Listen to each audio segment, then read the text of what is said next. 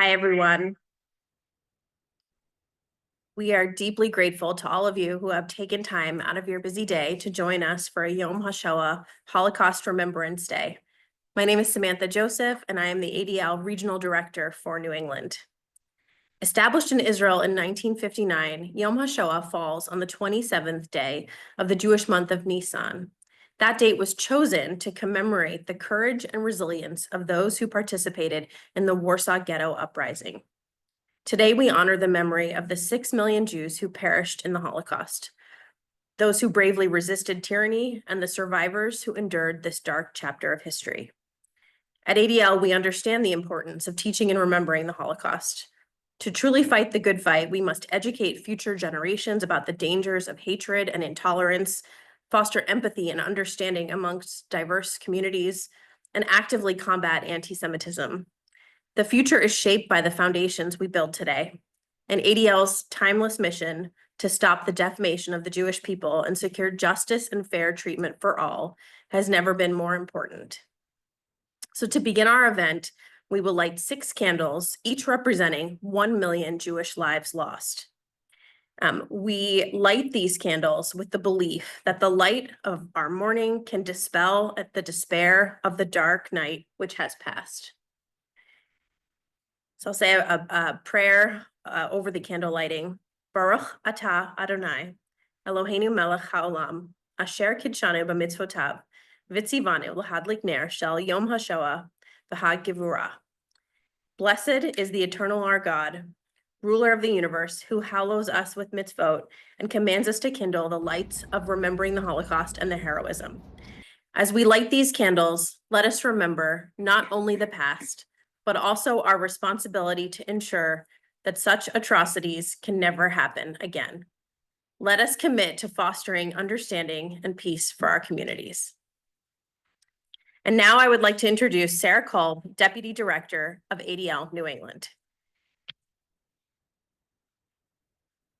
Good afternoon, everyone. Thank you again for being here with us today.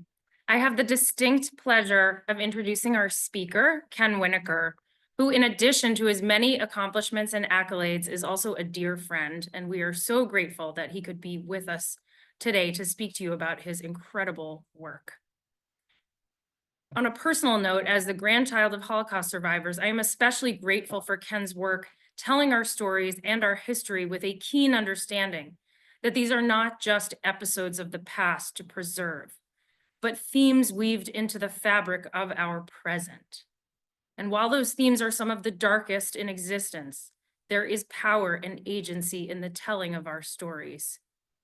Ken's innovative use of media and technology to reimagine Holocaust education is animated by the challenge of making never again more than just a wish. Ken is a visionary filmmaker whose work is rooted in documentary filmmaking and has evolved to encompass narrative film, installations, augmented and virtual reality, and interactive media. He has produced media for a range of venues and exhibits, including the Illinois Holocaust Museum and Education Center, the Holocaust and Humanities Center in Cincinnati, the Lunder Conservation Center at the Smithsonian American Art Museum and Museum of American Jewish Heritage, among many others. Ken also created the media for the exhibit Auschwitz Not Long Ago, Not Far Away, which has been viewed by over 2 million visitors worldwide. This is just a small sampling of Ken's work, so I encourage you to look him up for a more fulsome bio and to explore his many other incredible projects. In a moment, I'm going to turn it over to our speaker, Ken, but I just wanted to mention he's going to speak for about 20-25 minutes, and we will have time at the end for questions. So if questions come up that you'd like to ask, just throw them into the chat, and we will attempt to get to as many of them as we can. And now, without further ado, I will hand it over to Ken Winikur.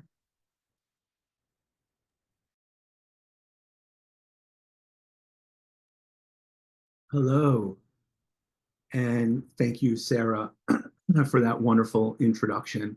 And thank you, Samantha and Yasmin, for having me and for facilitating this event today. And thank you all for joining. I am going to share my screen. And And I just wanted to start by saying that I'm speaking to you today as a filmmaker. I'm not a historian, an educator, or an executive director of an institution. I've been making films for Holocaust museums for over 15 years and films about Israel for longer. My talk today will reflect both the changes in technology and filmmaking techniques and what I believe are goals of the museums I have worked for. I will also speak to what I see as emerging trends, and then finally my hopes for the future. None of these projects that you're going to see are the work of just me. I have been extremely lucky to work with a bunch of extremely talented and dedicated creative folks, um, both here in my studio in Boston and also around the world. And I'd like to position my talk today with the idea that museums operate within their contemporary moments. Their interpretation can help visitors not only understand the past, but the present and possibly the future. I'd also like to frame my presentation to you with the idea that we are in a new era, a post-October 7th era, a moment marked by the horrific attack by Hamas against innocent civilians, the subsequent protests against the state of Israel, and the continued conflict in Gaza, and the growing anti-democratic movements around the world. Holocaust museums and others need to speak to this moment in some way, and the message might challenge the fundamental tensions in Holocaust education, including teaching about historical anti-Semitism and addressing the modern state of Israel. But I wanted to begin by telling you a little bit about myself and my experience.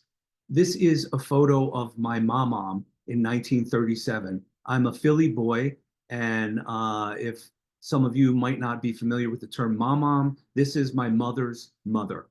So this is a picture of my mom in Berlin in 1937. She is the youngest of 10 children and the only one born in the United States. She was an amazing chef and storyteller and was a real character. She never, however, spoke about this photo. In fact, I never saw this photo until after she died, when the album was passed along to my mother, who gave it to me. In this photo, she is 25 years old. 2 years after the taking of this, she'll get married. But right now, she is on vacation in Europe. The framing is clearly intentional. She chose to have the Nazi flag behind her. I've never been able to fully unwind the reason why. Perhaps she was naive, not realizing how bad things would truly get. By the taking of this image, the Nuremberg laws have happened. The 36 Olympics have happened. And in my mind, Buchenwald has just opened. Or does she see herself as immune to what is coming, something that she might think could never happen in America, her home? Or does she think neither of these things? Perhaps she believes in humanity and that those who are in power will come to their senses, that people are innately good and that they would never follow the ravings of a madman, that she will wake up one day and the fever gripping Germany and the other autocratic movements happening around the world will break. This is my mom's oldest sister, Olga. The story goes that Olga married well, very well. She moved from then Poland, now the Ukraine, to Berlin and lived in a large home with all the trappings of wealth. She had one daughter, Annette. Annette was a young woman, married, and was more willing to take the Nazis at their word. One day, Annette packed up a small suitcase, the kind you would take for a weekend trip, locked her front door, and, pregnant, left for the UK, where she had a baby and lived out the war. She never went back to Germany. Olga refused to leave until the only way out was east. She would end up going to Lithuania. I don't think I need to tell you what that means, but she was never heard from again. My first project was the Illinois Holocaust Museum and Education Center. I was very fortunate to work with Michael Berenbaum and Yitzhak Mays. Michael Berenbaum was the project manager for the creation of the United States Holocaust Memorial and Museum and is a world-renowned historian and author of the Holocaust. He is a great mentor of mine, and I feel very privileged to have worked with and learned from him. Yitzhak Mays was the executive director of Yad Vashem and curator at the Museum of Jewish Heritage. The project was a graduate seminar in the Holocaust. In the 1970s, Skokie, Illinois had the highest density of Holocaust survivors per capita in America. Many never spoke of their experiences in public, but after the attempted neo-Nazi march, famously depicted in the Blues Brothers, a small group started a small museum in a small shop in a strip mall in Skokie. Berenbaum and Mays' concept was to create a chorus of voices comprised mostly of Midwestern survivors that narrate each step of the Holocaust, from marginalization to isolation to deportation and on and on. One of the key figures in spearheading this project was J.B. Pritzker, now governor and rumored to be potential presidential candidate. The testimonies we used were available primarily from the USC Shoah Film Archives, which was created by Steven Spielberg after the making of Schindler's List. At that time, they funded the collection of these testimonies all over the world, but the testimonies had not been used significantly. As an institution, the museum was laying out systematic proof driven by the first-person survivor accounts of historic events. It was answering any Holocaust deniers and showing the general public how incrementally things changed for Jews and how this atrocity was perpetrated. All the while, the people speaking in the films are quite literally neighbors of those who live in the Midwest. As media makers, we drew from the documentary tradition of a journalistic integrity and sought to rigorously match images to testimony. It was our belief that all one had to do was tell the story of the Holocaust through the survivor voices, and you would touch the audience emotionally. And here is a clip of one of the films. The cry, the sting, fear. It's strange. Fear gives out a certain smell, and that mixed with open bucket. I believe if I live, be 100, that smell will stay with me. In spite of that, my then wife had the feeling, well, we'll take it. We can take it. Because none of us was aware what was going to happen. And I remember that also my wife also wrote some of these cards which were received because you could throw them to the hole, and sometimes they were picked up and people then mailed them. When it became dark, interesting enough, one of the ladies there, aware of it for the Friday night, took out some candles she had prepared, was lighting the candles, was blessing the candles, expressing the prayers, to welcome the Sabbath. Later, I very often thought about this, how absurd life can be, that, here there was a group just in that wagon of 100 people, but still riding in that car, they were blessing God and welcoming the Sabbath. And they opened forcefully the cattle cars, and so we arrived in Auschwitz. And I'd like to point out in particular, the first woman who appears is Fritzi Fritzschaw. You will see her in other clips throughout my talk today. And the final voice that you hear is from Magda Bader, who is a survivor who currently lives in Newton, and an absolutely wonderful woman. You can see that we're using the testimony films along with archival imagery to depict what is being described. There are around 20 of these films, and they systematically lay out the Holocaust experience through the survivor's perspective. The culmination of the core exhibit is the closing film, which explores life since the Holocaust and features an upstander and a victim of the Rwandan genocide. The clip opens with a quote that helps frame the film, and then we do a quick dip to black and come up at the ending. I think it's important that you see that beginning clip So that's why we've included it here.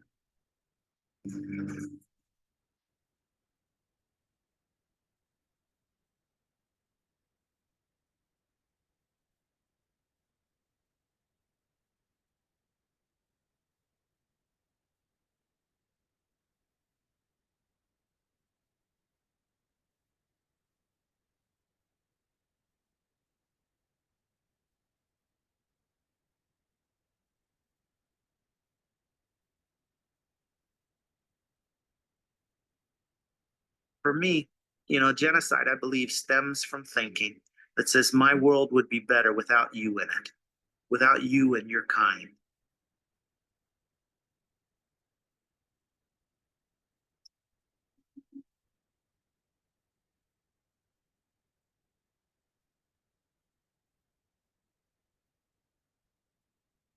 As the struggle against genocide continues, we must realize it is a battle we cannot afford to lose.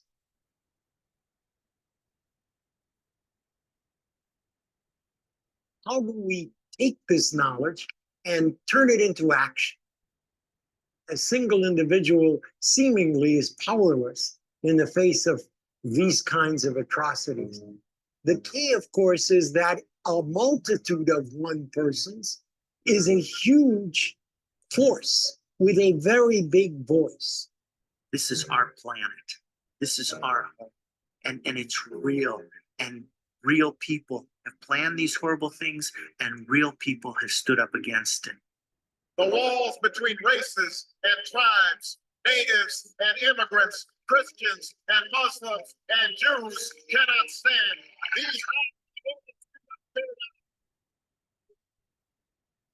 Since I'm a survivor, I must speak for those who did not survive. I must speak for those refugees in refugee camp. I must speak for all my siblings and all the people who did not survive the genocide. We don't all have to look the same. We don't all have to speak the same, but we're all human beings. We need to care for our neighbors. Someone took a chance to risk their life. And because of that, I survived. I'm sure in those dark times where we saw good people. Let's be those people.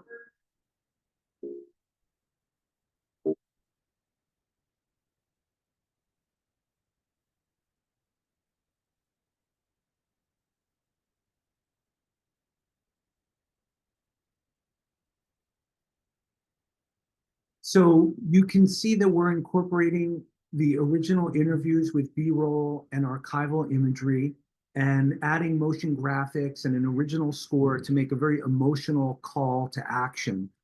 We're introducing the concept of the upstander in this final film. And, I think that what's significant here is that this is the final culminating experience of this exhibit. And yes, that is the voice of Barbra Streisand.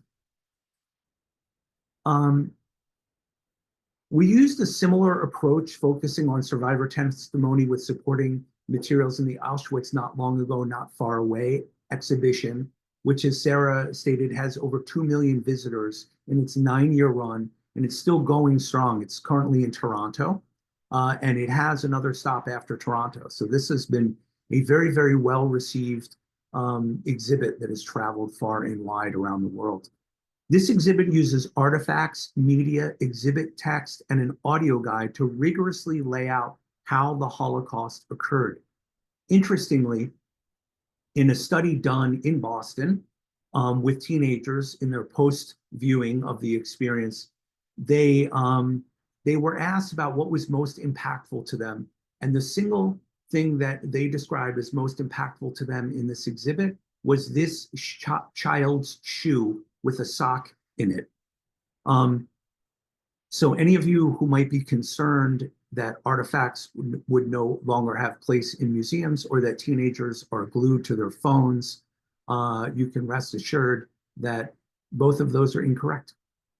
The next piece of the exhibit that they cited as most impactful were the testimony films. So I think that there's some interesting information for us to draw there. In the Nancy and David Wolf Holocaust and Humanities Center in Cincinnati, there was a different approach taken. Here, there was more of a focus on moving people towards upstanding behavior through the story of the Holocaust. The first part of the museum looks at the history of the Holocaust, and the second part looks at upstanders in the greater Ohio community and how they contribute towards making their communities better since the Holocaust.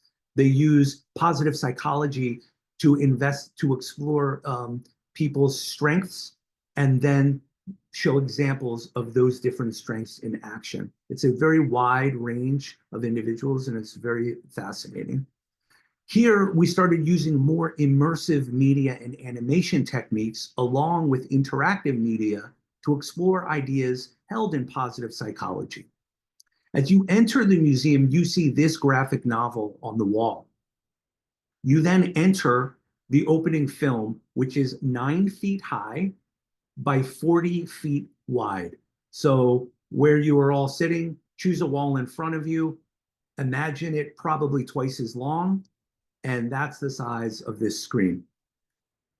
The ending of this, and we transition from this graphic novel approach to hearing from the survivors directly. The ending of this film clearly calls to visitors and frames the experience for them before they embark on their journey. Again, you're going to see the beginning of this film, and then we're going to dip, and you're going to see the end of this film.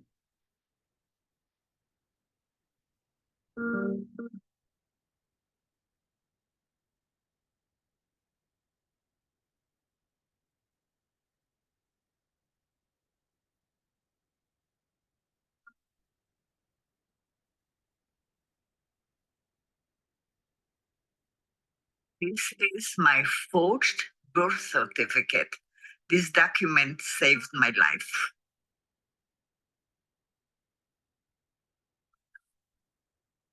This is myself, my mother, and my 2 twin sisters who perished in the Holocaust.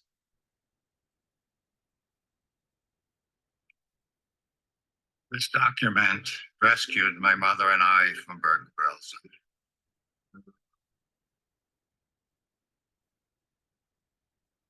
This is the passport that saved our lives.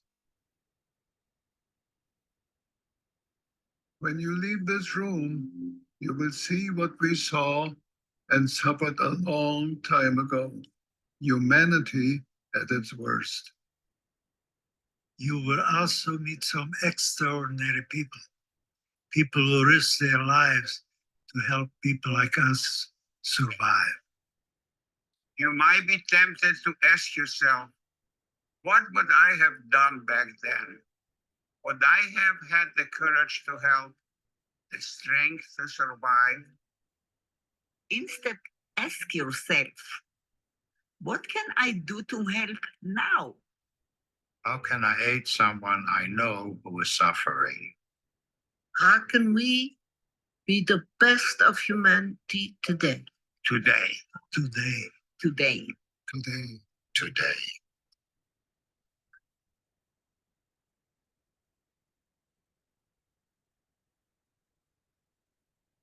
So this is the first experience that visitors have in terms of entering the museum area.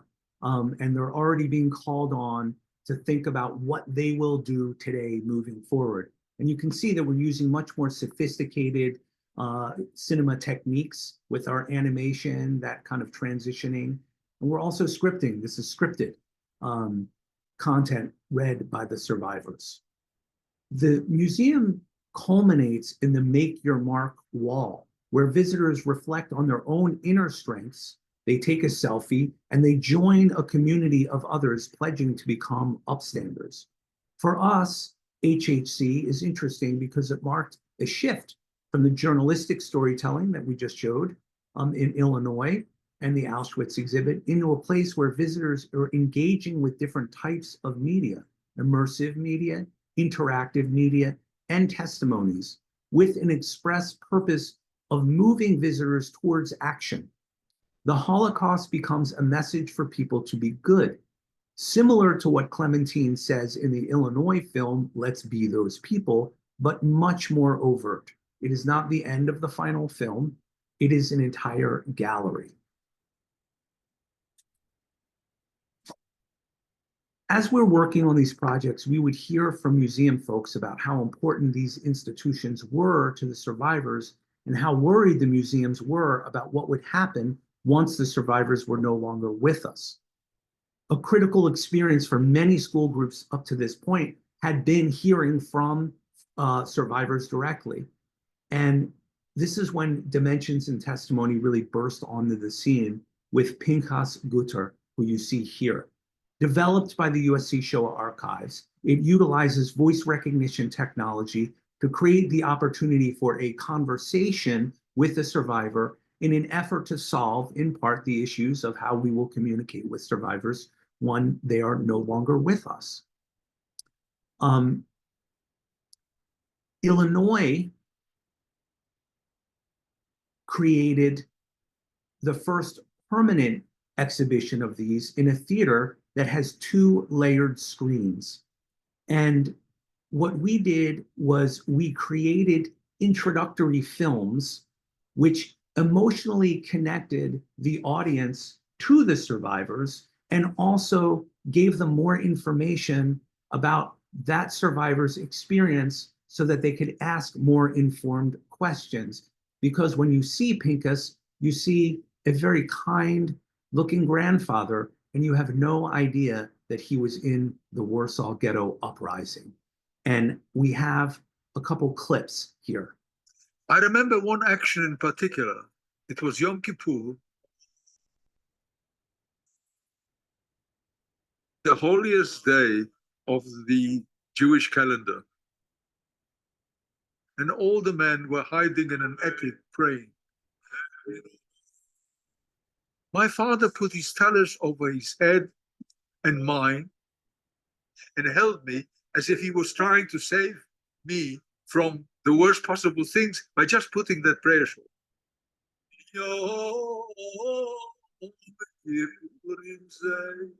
When I pray on Yom Kippur, that's where I am, standing in the attic in the Warsaw Ghetto.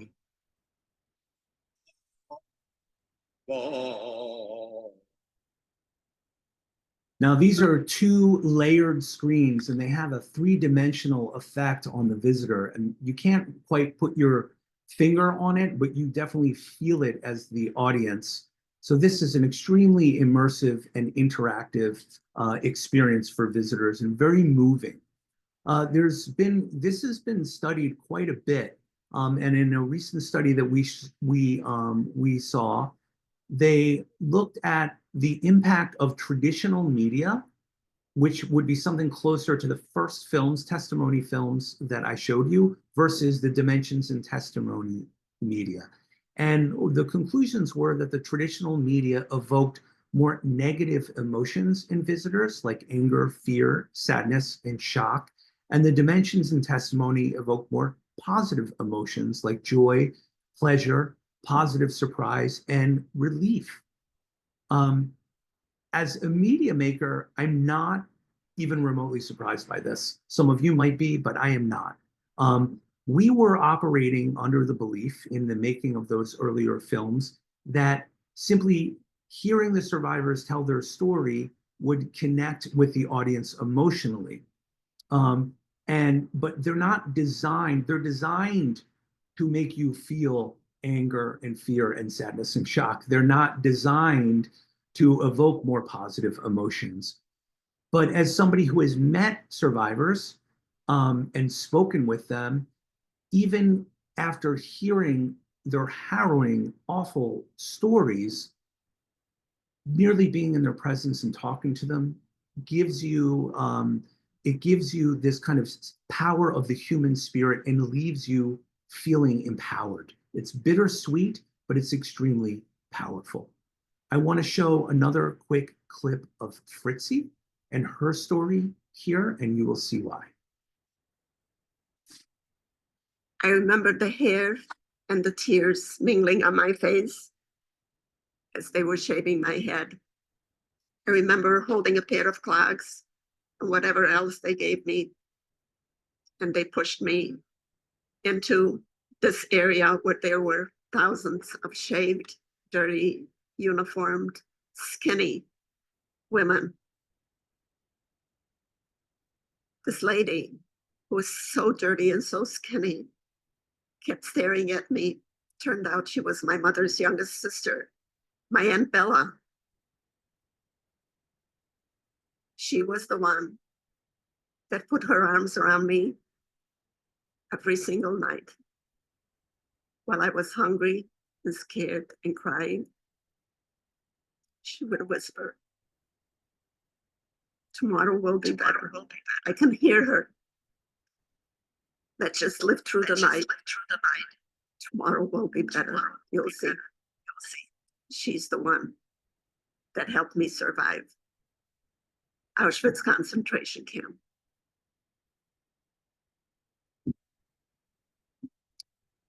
So additionally, studies have shown that dimensions in testimony can move visitors towards actively engaging in upstanding behavior.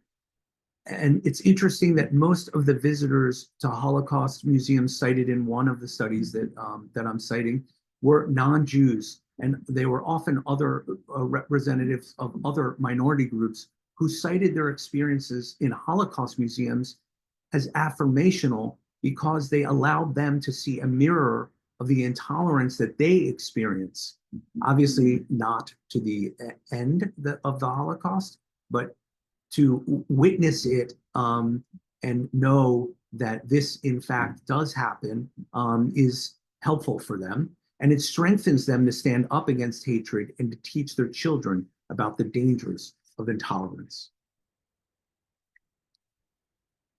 We continued our partnership with the Illinois Holocaust Museum, creating 2 virtual reality films.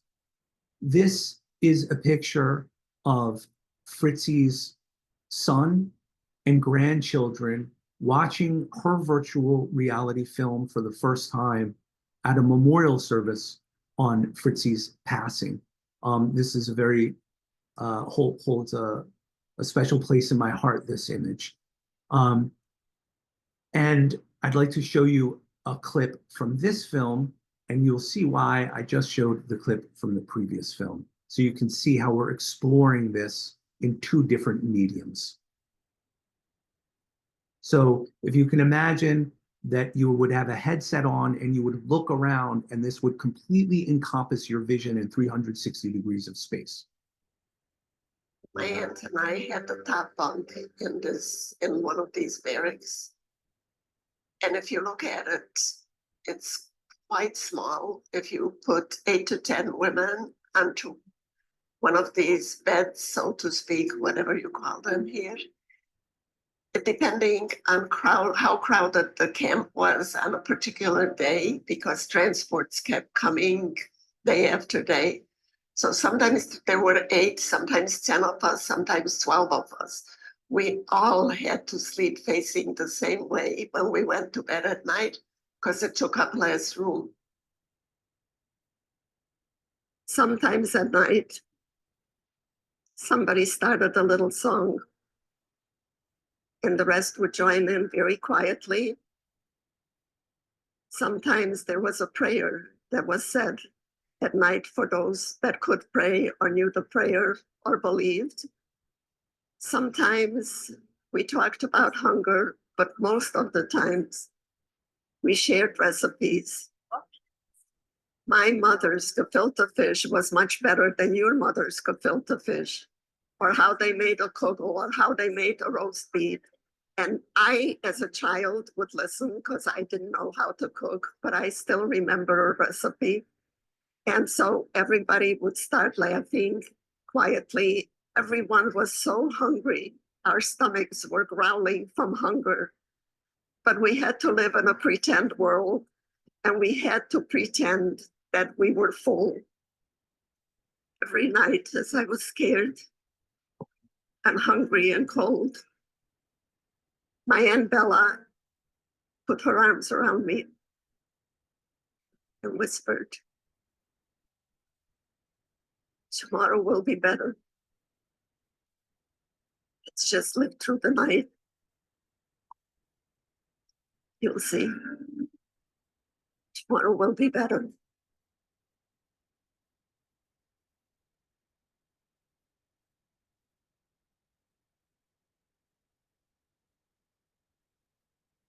So you can see that this is fully emotional, immersive storytelling. This is not the kind of journalistic films that I began my presentation with.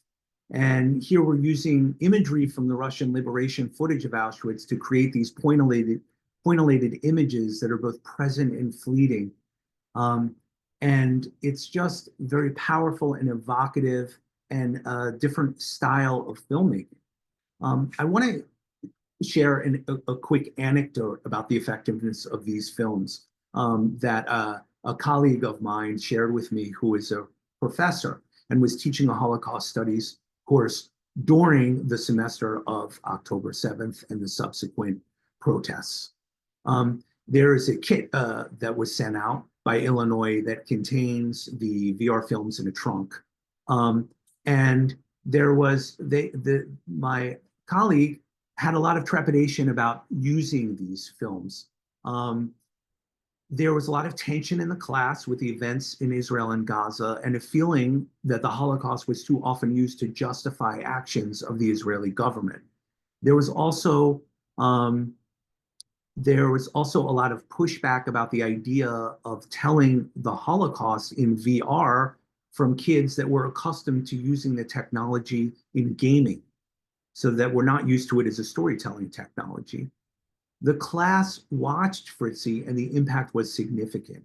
It was a great bonding moment, and they felt that they could finally access the pain and significance of the Holocaust, in part by being taken to these places that they would never go to likely in their real lives.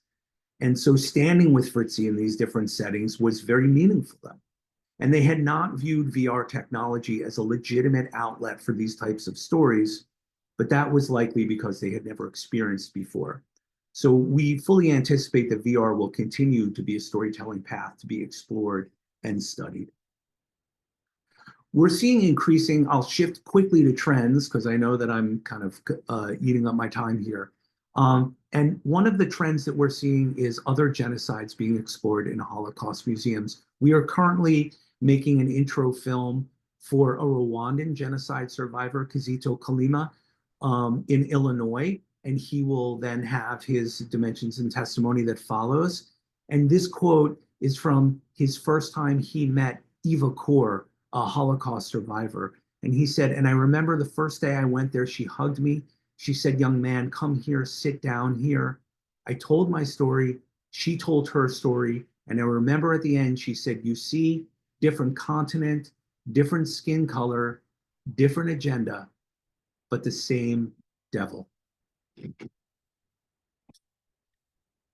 We're also seeing increasing attention spent on telling historic anti-Semitism, which had traditionally has not been told significantly in Holocaust museums. And what we're finding, what was kind of happening was that people were viewing the Holocaust as this kind of isolated incident that sprung up out of nowhere, when in fact we know that that was not the case at all. The Museum of Jewish Heritage does a wonderful job of this in their new exhibit. We're also seeing through exhibits such as the pioneering one, America and the Holocaust of the USHMM, that they're connecting how Nazism was not operating in a vacuum, but it was looking out. And it was looking, in fact, at America and Jim Crow laws to formulate their own anti-Jewish laws. And I think that these kind of connections between how different ideologies presenting themselves in different parts of the world inform each other, and that these are not simply isolated incidents that spring up out of nowhere. Similarly, I would argue that while you can't understand the Holocaust without understanding the history of anti-Semitism, one cannot understand the creation of the modern state of Israel without understanding the Holocaust. For too many, like some of the students of the VR films who saw the VR films I just mentioned, the Holocaust is used as a justification for any action Jews in the world take, specifically actions taken by the Israeli government, whether one supports that government or not. As if all Americans are Trump supporters, they lump Jews and the Israeli government as one.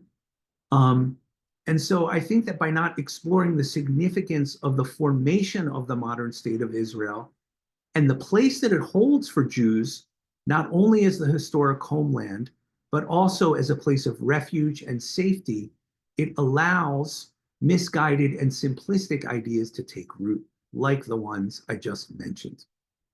So like those students who stood with Fritzi in the barracks of Auschwitz, once people understand the events of the Holocaust, perhaps they will be able to untangle the historic struggle of the Jewish people from current political acts.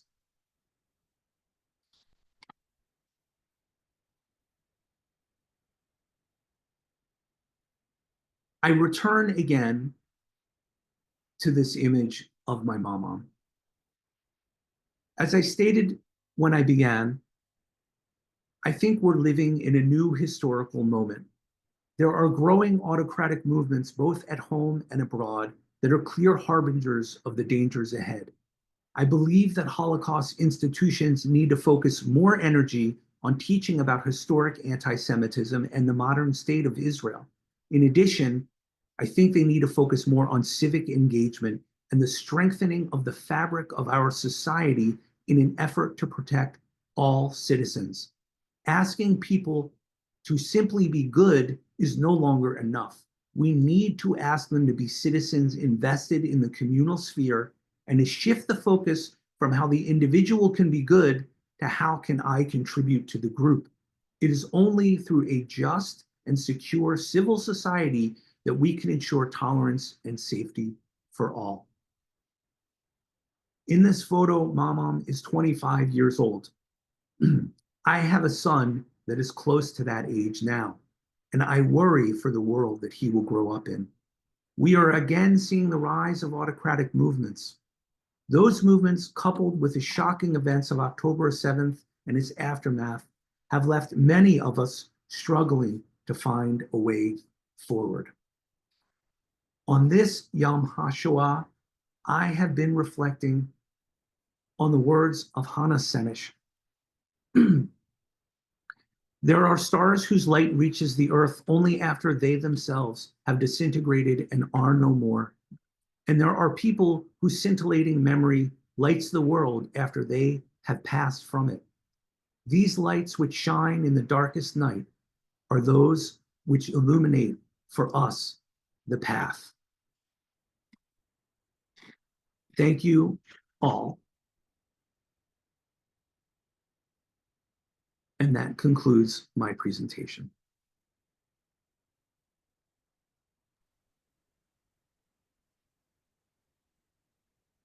Thank you so much, Ken. That was fascinating. I think we just have time for a few questions. I just wanted to touch on something you said that was so interesting about the study showing that certain media evokes positive emotions versus traditional media evoking negative emotions. Can you just sort of play that out a little bit in terms of why the positive emotions might be important for what you're trying to accomplish with and what Holocaust exhibits are trying to accomplish generally with their audience? That's a great question. Thank you. Yeah, because that's fascinating. And what it was extremely helpful for us to see that kind of data. Because as we all know, the Holocaust is totally overwhelming. And the last thing that we want to do is have people come experience these very powerful exhibits and then leave feeling worse about humanity and themselves, and that there's anything that they can do or that society is capable of changing, right? We don't want people to feel like history is predetermined and these things are going to happen. We want them to feel that decisions are made by individuals making choices and that they shape the path forward, and that collectively we can steer the course of those decisions and the way that our societies move forward. And so by ending with feelings of positive feelings of joy, of kind of relief and surprise, you're also empowering people towards action. And how you channel that is extremely important. And that is something that institutions are constantly looking at, assessing, struggling with, altering, and changing. That's so fascinating. It is very fascinating. It is extremely fascinating. Could you tell us a little bit about how you arrived at, you're an artist, and I imagine there were many things that inspired you along the way of your journey and becoming an artist, and that your many years of experience. Did you set out to engage with this topic, or did something kind of grab you and then you got pulled in? Not only did I not set out to explore this topic, I think that I kind of almost actively sought out not to. I moved to Boston and I was working at a company and I was making History Channel projects. I was making long form History Channel projects. And I had left there when my second son was born. And I was kind of assessing what I was going to do. And they were calling me and said, "Hey, are you coming back at all?" And I said, "I'm not sure." The History Channel programs were not particularly gratifying for me as a maker. And they said, "We have this proposal that we would like you to write." And it was for the Illinois Holocaust Museum and Education Center. And I did that. We won it, and it was incredibly gratifying. And I kind of really began to realize through that process that more people will see the work we do in museums, and it will touch more people in an impactful way than traditional broadcast media will, and it will hit a far more diverse array of people, including people in law enforcement who are regularly brought through these institutions to teach them about the dangers of anti-Semitism specifically and intolerance in general, through children who it's extremely important to reach at as early as we possibly can and at an age appropriate, and to these other minority groups to teach them about the experience of Jews during the Holocaust. So no, I did not. It has become a core of what we do and has become very gratifying. And I should say that as a firm, we also explore other kind of dark moments of dark history or difficult history that we help tell, because these are important stories to share. And just like the Holocaust is important to share with as wide an audience as possible, other stories like the African American experience and the story of enslavement in America, you can't understand America unless you understand it. We have a question from the audience.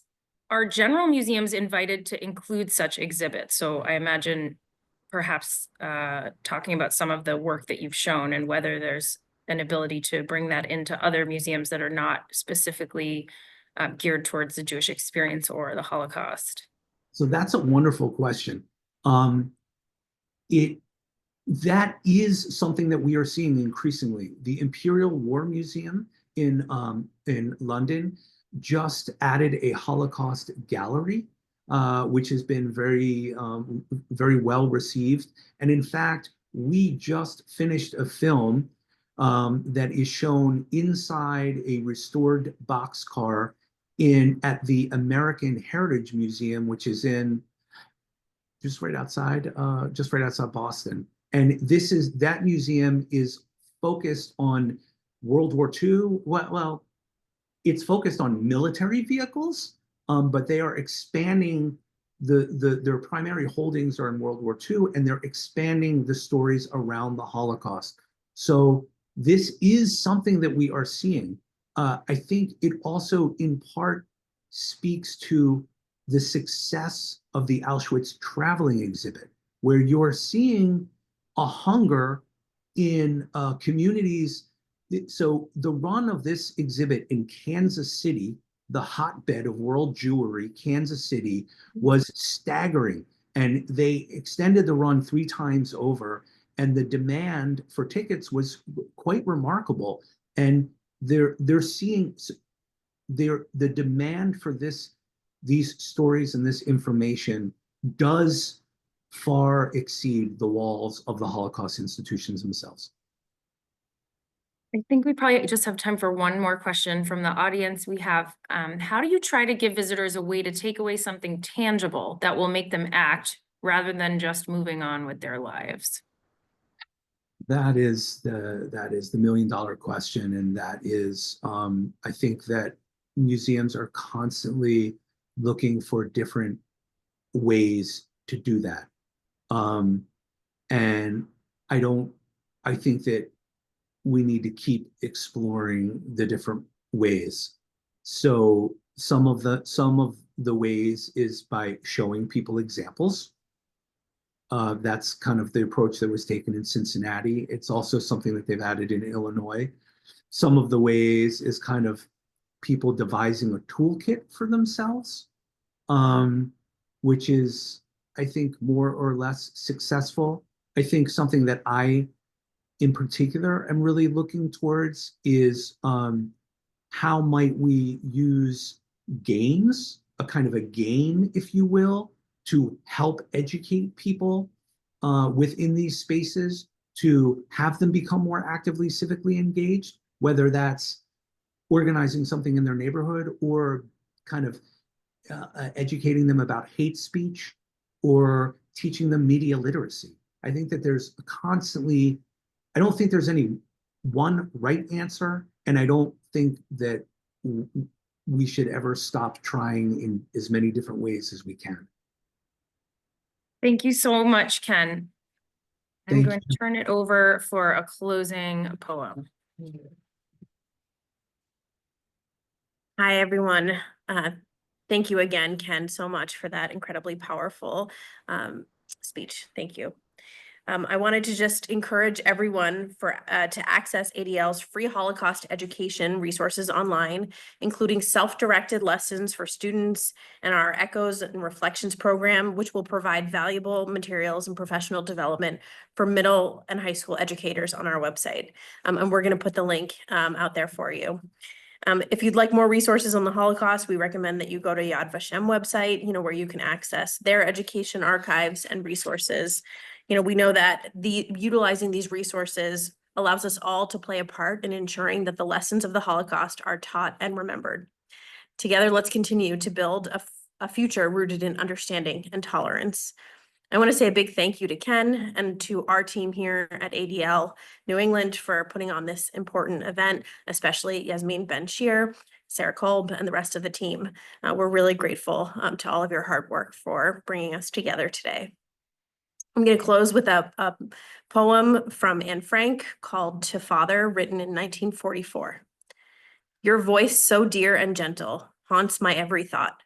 I see your eyes before me, your words with wisdom fraught. Though dark the days may linger and war may rage outside, your calm, enduring presence remains my constant guide. I dream of times of laughter, of sunlight on your face, a home where hope still lingers, a safer, warmer place. They cannot steal our memories, nor all that we have known. Though walls confine our bodies, the soul still walks alone. I write so I remember. I write so I might be a voice amongst the silence, a name that history will hold not just in mourning, but in the light of truth. For even in the shadow, there lived the dreams of youth. Thank you again for joining us for Yom HaShoah Holocaust Remembrance Day.